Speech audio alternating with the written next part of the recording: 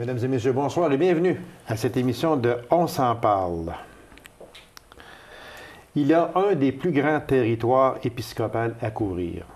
Il a accepté à nouveau mon invitation à cette émission et c'est avec grand plaisir que je le reçois.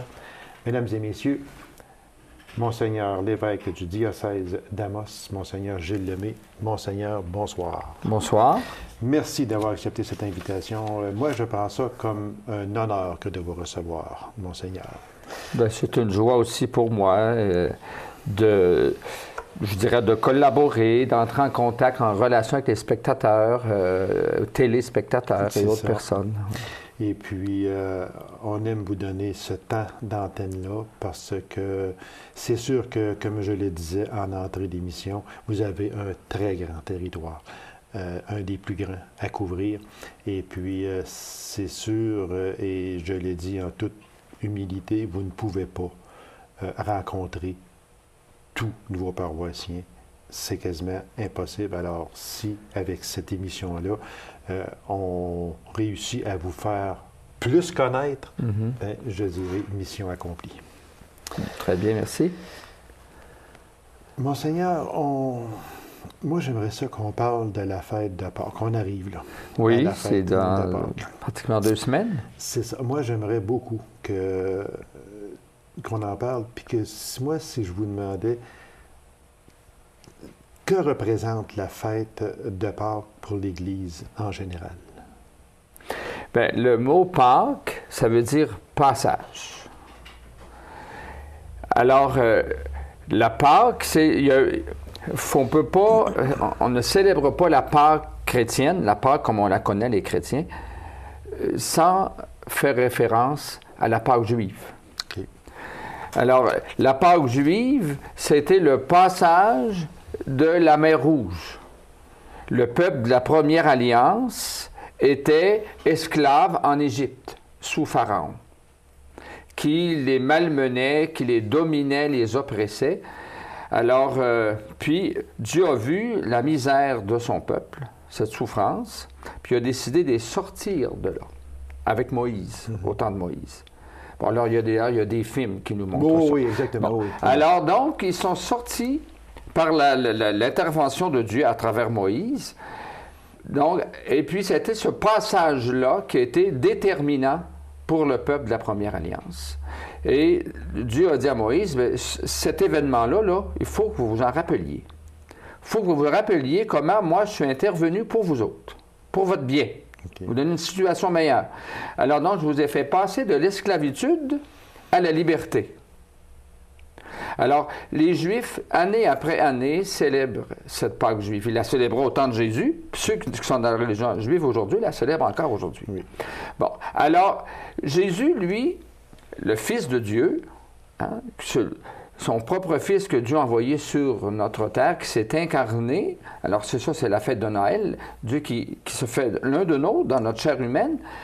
Alors, Jésus a complété, je dirais, le plan d'amour de Dieu, en prenant sur lui à la croix, à sa mort sur la croix, il a chargé sur lui notre misère, le péché des humains, pour nous réconcilier avec Dieu dans cet acte d'amour. Okay.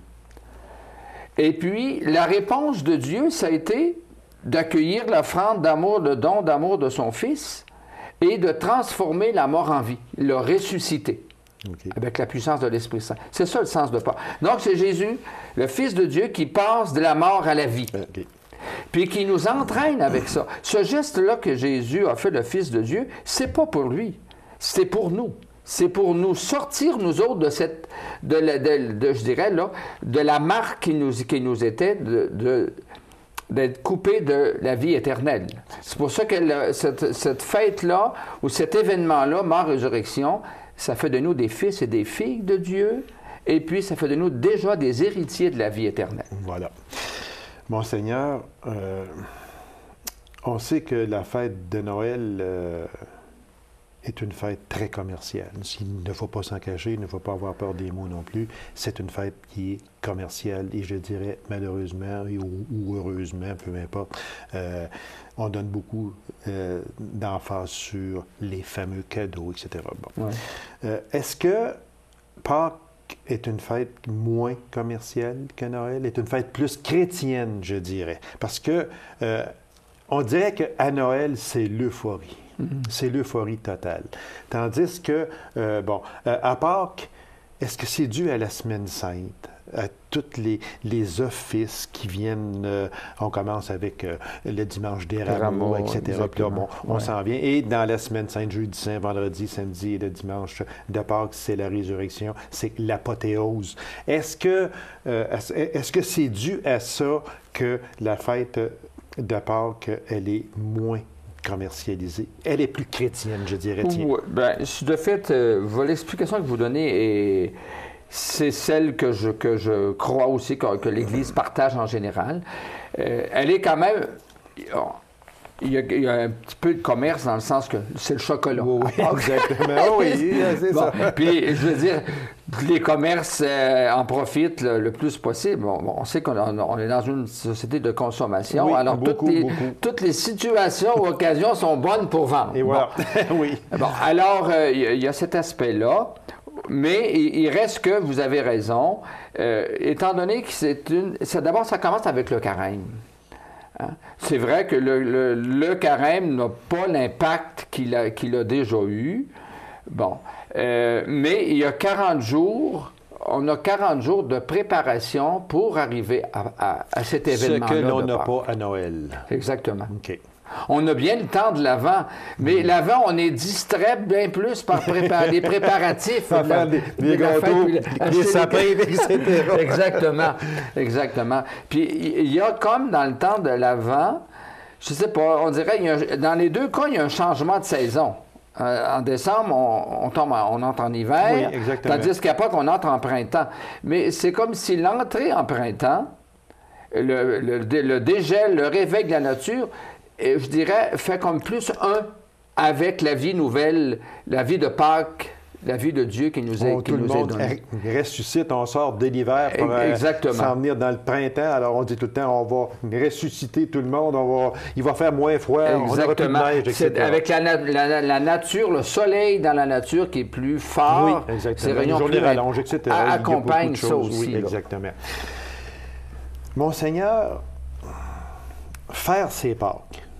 Ça, là, moi, quand j'étais haut de même, faire ses Pâques, c'était, essentiel pour aller au ciel. Bon. Si on ne faisait pas ses Pâques, il fallait aller au moins à la messe, je pense que c'était durant la semaine sainte. Jusque le dimanche après, qu'on appelle à Quasimodo. OK, voilà. Bon. Est-ce que ça existe encore aujourd'hui? Est-ce que si je ne fais pas mes Pâques, j'irai pas au ciel? Il y a tellement de légende. Est-ce que je peux dire? Est-ce que je peux employer le mot légende? Peut-être que je ne suis pas correct si je n'emploie le mot légende. Mais est-ce que... moi, je pense que c'était des incitatifs. Moi, comme ça, je le comprends. C'est des incitatifs. J'approuve, oui.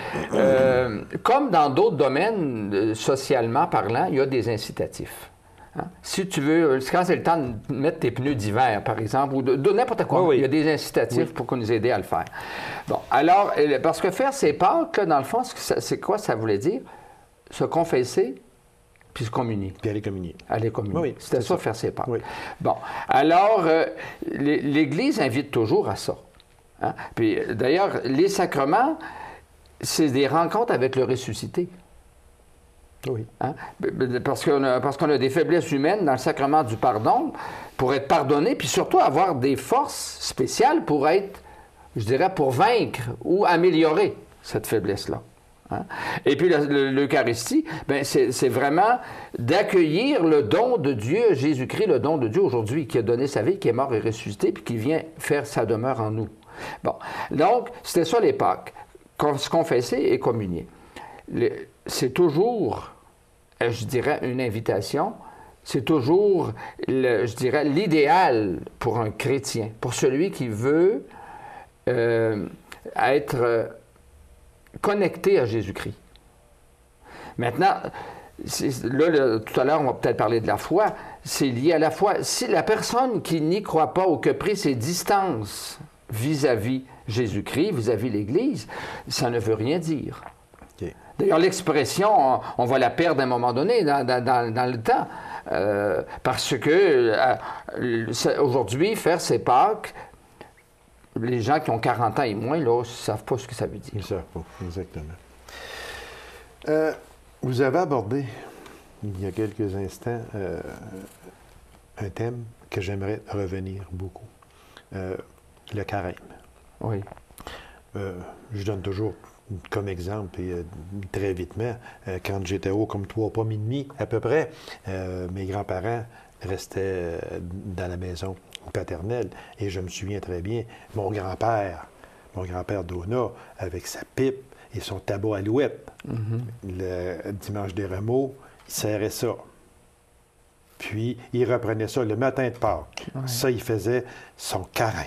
Oui, c'est ça. Une privation. Une on privation, a des sacrifices dans le temps ou une privation. Exactement. Puis je vous jure une chose, Monseigneur, c'est que le matin de Pâques, il y avait de la fumée dans la maison. Oui. On se reprenait. Est-ce que c'est quoi le carême aujourd'hui? Bon, d'abord, le mot carême, ça veut dire 40. OK. Hein? Bon, alors c'est 40 jours avant Pâques. Et puis, encore là, il y a eu des quarantaines dans l'histoire. Dans la première alliance, justement, après la traversée de la mer Rouge, le peuple Israël a été 40 jours au désert. 40 ans, je m'excuse, 40 ans au désert. Jésus lui-même aussi a eu, après son baptême, Jésus a été au désert 40 jours. C'est ça. Hein? Bon, alors, c'est tout greffé, ça. Hein? Et puis, donc, ce temps-là, c'est un temps, justement, de privation. Il y avait des privations extérieures, comme le jeûne. On était invité à jeûner. C'est-à-dire... Et puis, pour un petit peu aider notre esprit, notre volonté, à maîtriser nos sens. C'est ça le sens de la privation. Hein? Qu'on puisse avoir la maîtrise de soi, que notre volonté puisse... Alors que vous parliez de votre grand-père, bon, la même chose pour la nourriture. Bon. Alors, le carême, c'était un entraînement pour arriver à conformer davantage notre vie aux valeurs essentielles de l'Évangile, hein, qui est l'amour mis en pratique. Mais il faut dire aussi que la parole de Dieu, la Bible, nous dit que le carême, hein, le jeûne que Dieu préfère, c'est pas d'abord des privations corporelles, mais c'est plus d'amour. De l'amour qui va être traduit en actes. Okay. Hein? Par exemple, visiter un prisonnier. Se mettre à l'écoute. Ce sont des gestes. Des gestes d'amour. C'est puis ça que la parole de Dieu est très claire là-dessus. C'est ça que Dieu préfère.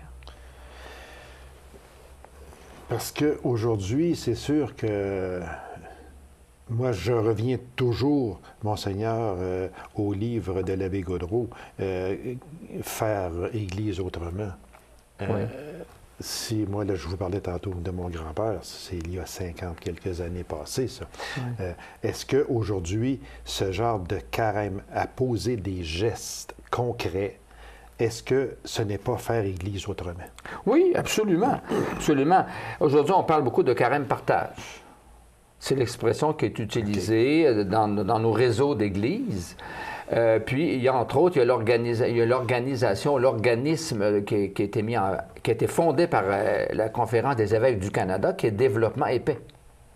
Hein? Développement et Paix, c'est l'organisme qui, au nom des chrétiens, va dans les pays en voie de développement pour les aider concrètement. On ne peut pas tout soulager ou tout améliorer, mais il cible des situations de misère. Et puis, comme là, par exemple, la Corne d'Afrique, hein, qui est dans une situation de famine, de sécheresse qui amène une famine. Alors, actuellement, on est invité à collaborer, de faire des dons pour faire en sorte que cet organisme-là, qui, en notre nom, puisse soulager cette souffrance ou cette misère humaine. Exactement. Parce que c'est Paul VI qui a dit que le nouveau nom ou le nom actuel de la paix, c'est le développement. Il ne peut pas avoir de paix véritable s'il n'y a pas de développement. Et paix, d'ailleurs, ça s'appelle comme ça, développement exactement, et paix. Développement et paix.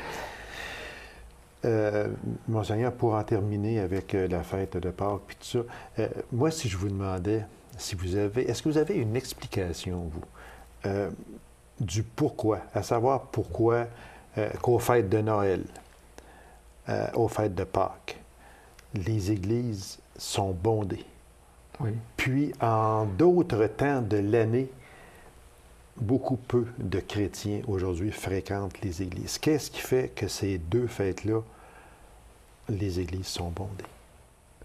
Est-ce que notre foi chrétienne renaît pendant 2 fois par année? Je ne sais pas. Bien, moi, je pense que c'est un... moi, je pense que c'est un signe, comme de quoi, chez plusieurs de nos chrétiens, la foi est encore de la vie. Hein? Il y a peut-être un peu de cendre, mais il y a encore du bain brasier, là. Puis on ne veut pas faire éteindre ce brasier-là. Donc, oui, il y a des gens qui...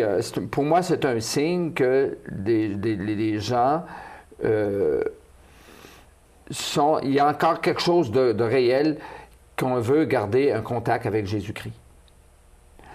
Et il faut dire aussi que moi, je crois que l'organisation sociale aujourd'hui est faite qu'on a comme mis de côté, ou en tout cas, on a enlevé le dimanche.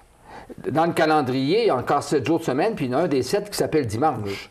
Mais aujourd'hui, on travaille le dimanche comme la semaine. C'est rendu une journée où il y a plusieurs décennies passées, le dimanche était sacré. Oui, c'était la journée de repos. Personne ne travaillait. Exactement. Et on allait à l'église. Exactement. On avait le temps. Aujourd'hui, là, tout est centré sur la fin de semaine. Les festivals, je dirais, les activités sportives, les tournois, les deux travaillent, hommes et femmes. Oui. Et puis donc, la fin de semaine, c'est de mettre, je dirais, la maison, à nettoyer la maison ou encore faire le lavage, c'est faire le magasinage. Bon. Le magasin ouvert aussi le dimanche. Le magasin ouvert aussi. Ouais. Je vois les gens de ma famille, les gens courent plus la fin de semaine que la semaine, dans bien des cas. Oui. Bon. Il n'y a comme plus de place, il n'y a plus d'espace dans l'agenda des gens pour le dimanche, puis pour la messe. Alors que ces 2 journées-là, c'est comme si les gens disaient, là, assez, c'est assez. On court toute l'année. On court 50 dimanches dans l'année, bien, au moins ces deux-là, on va au moins respirer un petit peu plus. Là. On va prendre du temps pour nous autres, pour notre famille, pour les gens qu'on aime, puis en même temps, pour notre vie intérieure. Okay. Moi, c'est comme ça que je le comprends un peu. Oui, puis j'endosse votre explication très bien, Monseigneur. On va délaisser la fête de Pâques, la fête de Noël. On va aller... on va faire un passage. On va faire un passage. La mer rouge va s'ouvrir, puis on va passer. Question peut-être un peu délicate, et j'aime la poser lorsque l'occasion s'y présente, Monseigneur. Le non-baptême d'un enfant, aujourd'hui, c'était primordial il y a plusieurs années passées. Aujourd'hui, on tend tranquillement à ne pas faire baptiser nos enfants. Moi, je vous demanderais quelle est votre position sur ça et est-ce que c'est correct d'attendre la décision de l'enfant? Et je vais aller un petit peu plus loin aussi, je vous pose ça 3 questions et je vous laisse aller avec. Advenant le décès d'un enfant qui n'est pas baptisé, dans le concept de l'Église, qu'est-ce qui se produit?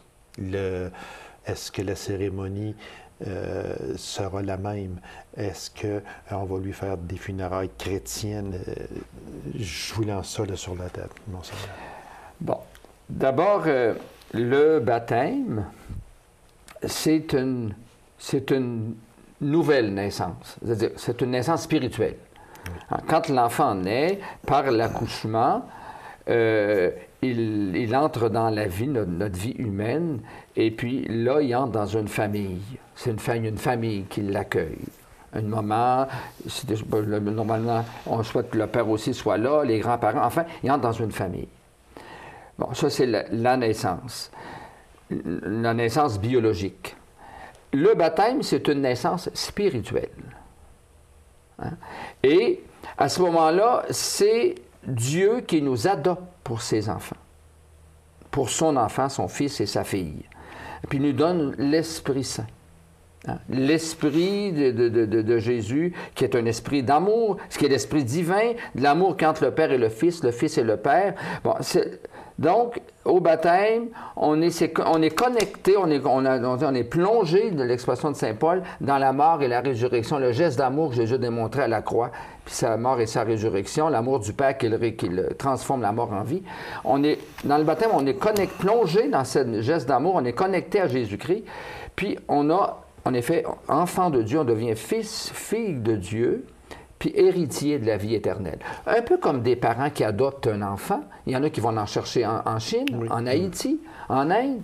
Bon, un couple qui adopte un enfant, il lui donne son nom, puis ils en font leur héritier. Bien, c'est ça que le baptême fait. C'est spirituel, ça fait de nous des héritiers de la vie éternelle. On est connecté avec Dieu. Dieu est en nous par son Esprit Saint. Bon. Alors, disons que, comme étant donné que c'est un cadeau de Dieu, les gens qui ont la foi, n'attendent pas qu'ils soient adultes, que leur fils, leur fille soient adultes pour les mettre en relation avec Dieu. Ils le font dès l'enfance. C'est pourquoi on baptise les enfants traditionnellement dans l'Église, hein, les bébés. Bon, dans les tout premiers temps de l'Église, on baptisait des adultes, évidemment, parce que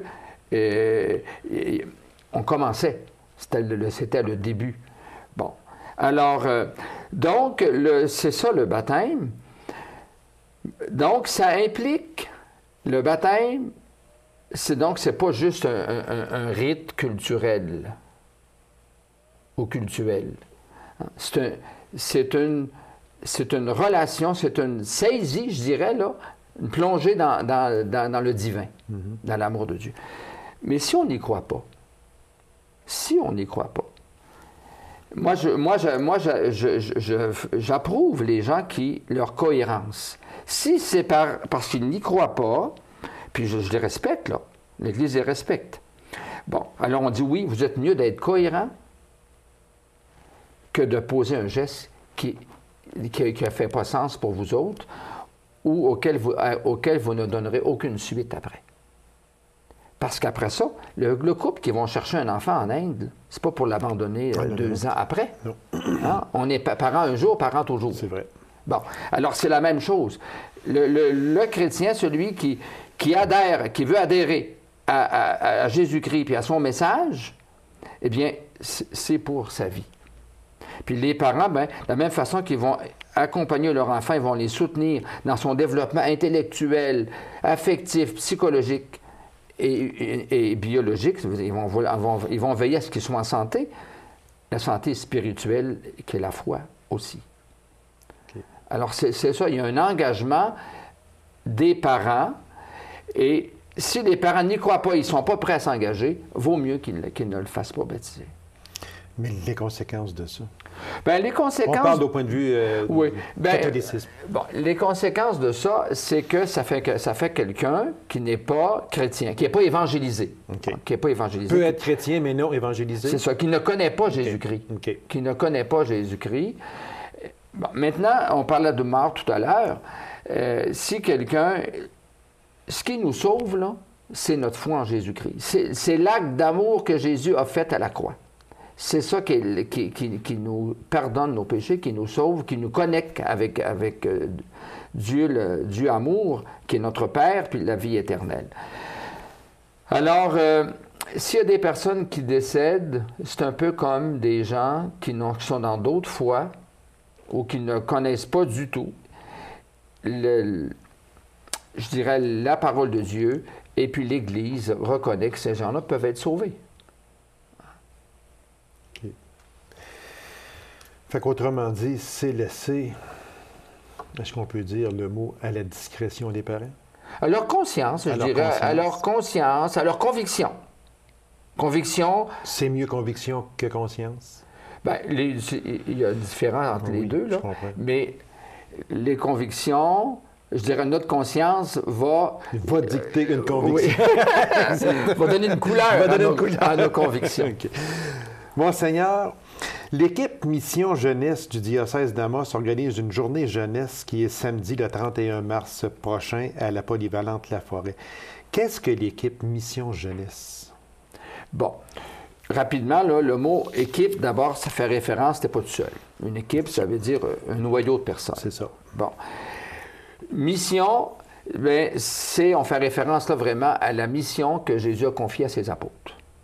De faire connaître, lui, l'envoyé du Père qui est venu sur la terre pour nous révéler l'amour de Dieu notre Père, puis son amour à lui.